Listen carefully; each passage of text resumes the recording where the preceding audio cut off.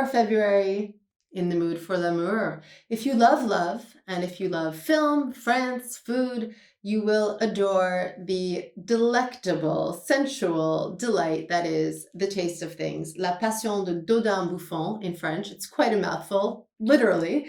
It's not easy to steal the spotlight from Juliette Binoche, but she is often upstaged in this movie by carrots, cabbage, and quite a bit of creme. She has incredible chemistry with her culinary co-stars, but also her actual co-star, Benoît Magimel. It is the steamiest film of the year without any sex scenes. It is just an ode to la cuisine française, France's finest tradition. The food has all been designed by the great Pierre Gagnère. And Juliette Binoche and Benoît Magimel play two chefs in love. They're soulmates, they're bullmates, they share everything. And the food is really just a vehicle to tell what is really a very different recipe for romance. And Tran Anh Hung, who's the director, is just brilliant. You've really never seen food filmed quite this way before. It's in French, but food is the language of love. It's haute cuisine eye candy. There's really a story. It's filled with so much emotion. It'll really keep you satiated and keep you full even after the final credits roll. It's ostensibly a simple story, but there's just so much more to it. It's really more than just a film. It's a completely transcendental experience. It's France's pick for International Best Feature Oscar. It's poetic, it's sensorial. You really get to experience this movie with all five senses, which is really, really rare. It's really exquisite. Voilà, bon appétit.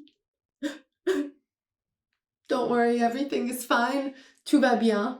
It's an ironic title for a show where everything and everyone are definitely anything but fine. It's really a tearjerker. It's very cathartic. It's a series that's hard to watch, but I think necessary to watch. A must watch of the year if there is one. It's from Camille de Castelnau. It's absolutely brilliantly written, so well acted. It's about a little girl who discovers she has a rare form of leukemia, and it's less about her illness and more about how each member of this normal, thus dysfunctional family reacts to it and how they each deal with it in their own way. It's an emotional roller coaster. But you really feel like you're a part of this family and you're living all of these moments with them, which is at the same time both gut-wrenching and also quite unusual. The A-list French cast, Virginie Efira, Nicole Garcia, Alyosha Schneider, Mehdi Nebou, Sarah Girardot. It's absolutely really top level, some of the best cinema quality series of the year, perhaps ever, dare I say. It's really, really, really a tearjerker, but definitely worth it. You will need some time to recover after this for sure. And to recover after you've seen Tout va bien, everything is fine, once you've wiped your tears away, I highly recommend... Oh, is it hot in here? Oh, that's just Escort Boys, which I highly recommend. It's really going to heat up the winter season all over the world.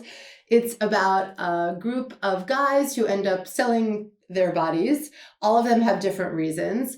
It takes place on a honey farm in Camargue, and you will likely, like me, want to move to a honey farm in Camargue after you've seen this series. It's sexy, it's fun, but it's not just completely gratuitous promiscuity. There's a real story behind it. You really get involved in all of the characters.